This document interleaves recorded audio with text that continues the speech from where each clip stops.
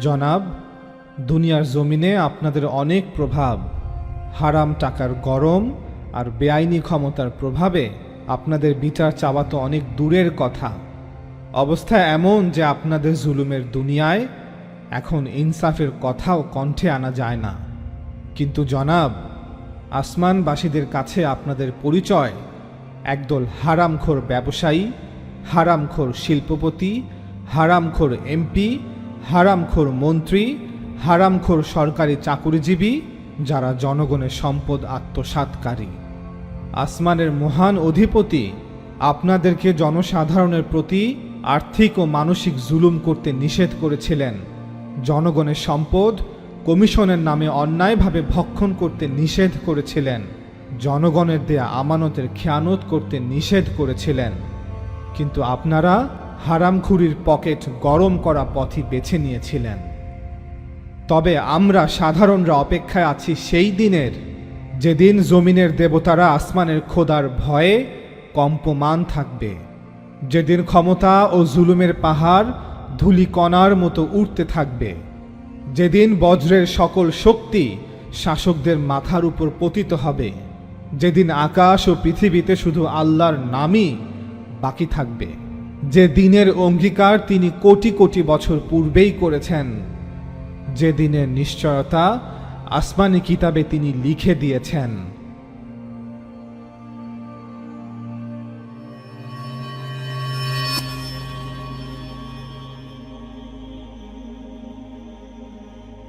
আল্লাহর রাসূল সাল্লাল্লাহু আলাইহি ওয়াসাল্লাম বলেছিলেন, আল্লাহ যাকে মানুষের উপর দায়িত্বশীল করেন, অথচ সে যখন মারা যায় তখনও সে মানুষের কাছে প্রতারণাকারী থাকে, তবে তার জন্য আল্লাহ জান্নাত হারাম করে দেন।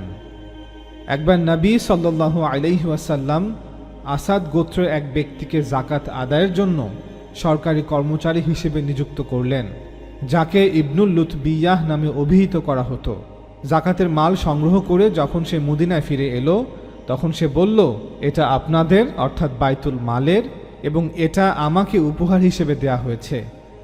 তখন রাসূল সাল্লাল্লাহু আলাইহি ওয়াসাল্লাম মিম্বারের উপরে দাঁড়ালেন এবং আল্লাহর প্রশংসা করার পর বললেন, সেই কর্মচারীর কি হলো যাকে আমি যাকাত আদায়কারী রূপে প্রেরণ করলাম, আর সে বলে এটা আপনাদের আর এটা আমাকে উপঢৌকন দেয়া হয়েছে।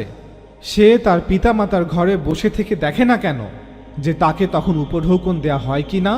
আমি মুহাম্মাদের প্রাণ যে পবিত্র সত্তার হাতে তার কসম, যে কেউ এরূপ সম্পদের অর্থাৎ সরকারি ব্যয় বা সরকারি কোষাগার হতে কিছুমাত্র কুক্ষিগত করবে, কিয়ামতের দিন তাই সে তার ঘাড়ে বহন করে নিয়ে আল্লাহ তাআলার সমীপে উপস্থিত হবে।